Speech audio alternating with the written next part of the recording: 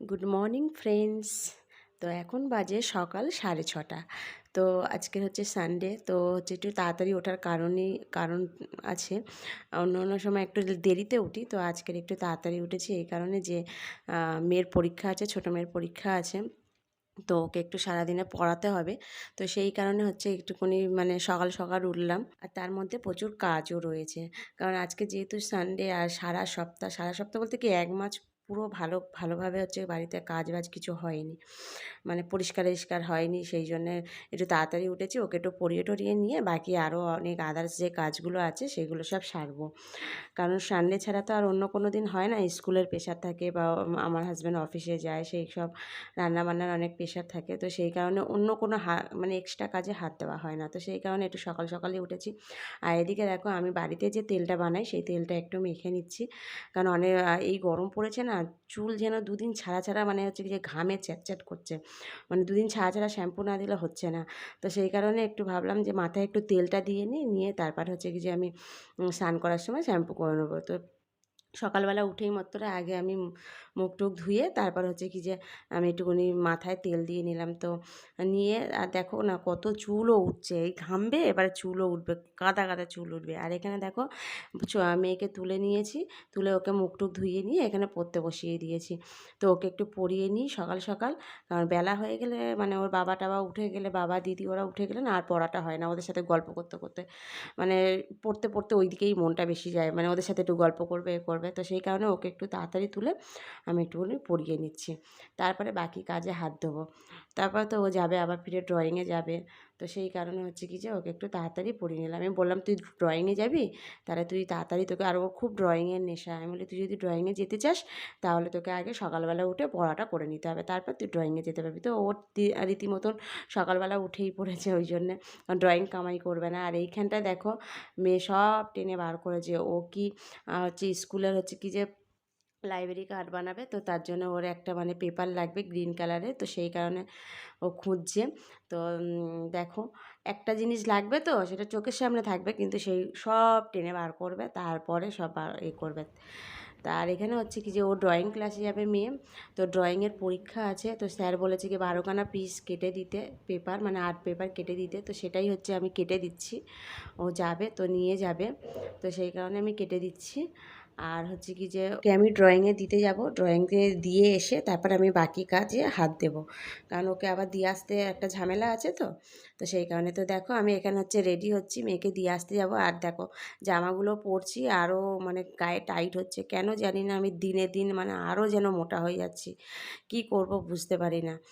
আর হচ্ছে কি যে এই জামাগুলো অনেক দিন আগেকার জামা যেহেতু, তো মাঝখানে না একটু করে মারতে হয়েছিল, আবার ফিরে এখন পরছি দেখছি এখন অনেক টাইট হচ্ছে, কি করব বুঝতে পারি না। যত দিন যাচ্ছে তত যেন আমি মোটা হয়ে যাচ্ছি, কি করব বুঝতে পারি না। তো এটা হচ্ছে কি যে দেখো এতটা পরিমাণে টাইট হয়েছে যে মানে পরতেই পারছি না, তো এটা চেঞ্জ করে নিচ্ছি।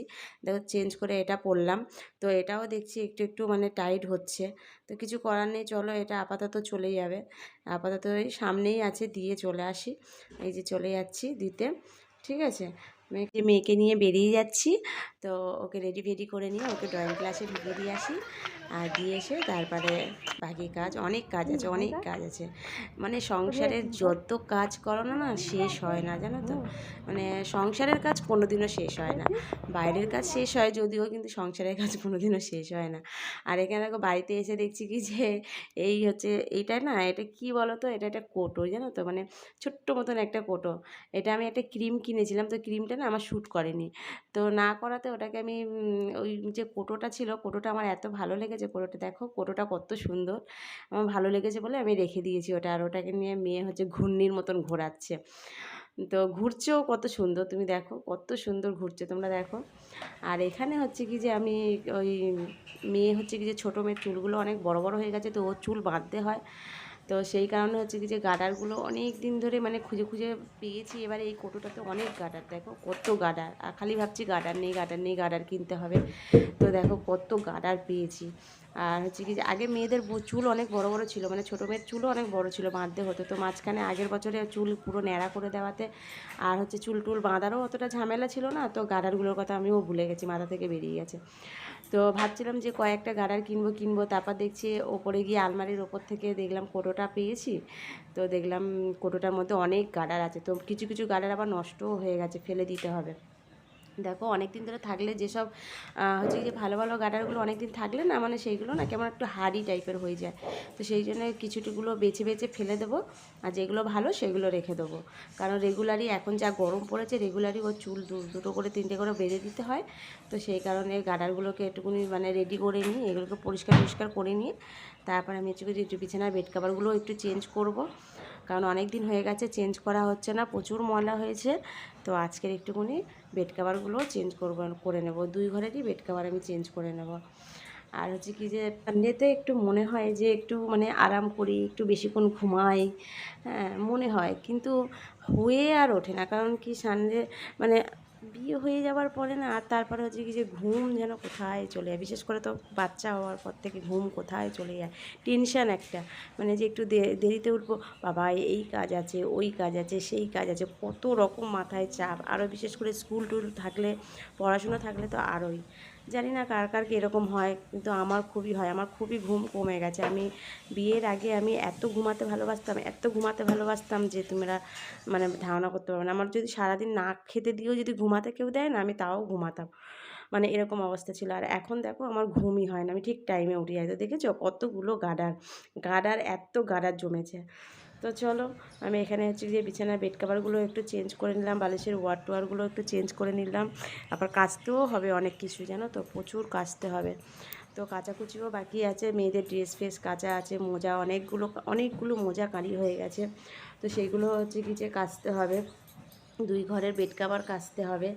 তো হচ্ছে কি যে সেইগুলো সব করে টোরে নিয়ে তার মধ্যে আবার রান্নাটাও করতে হবে। তো আজ আর রান্নাটা তোমাদের সাথে শেয়ার করতে পারবো না যদিও, কারণ কি রান্নার দিকটা একটুখানি অন্যরকম ঝামেলা আছে, তো ওগুলো একটু তাড়াতাড়ি সেরে নিতে হবে আমাকে। তো সেই কারণে হচ্ছে কি যে বাকি কাজগুলো তোমাদেরকে আজকে শেয়ার করি, অন্য সময় আমি তোমাদের সাথে রান্নাটা শেয়ার করব, ঠিক আছে?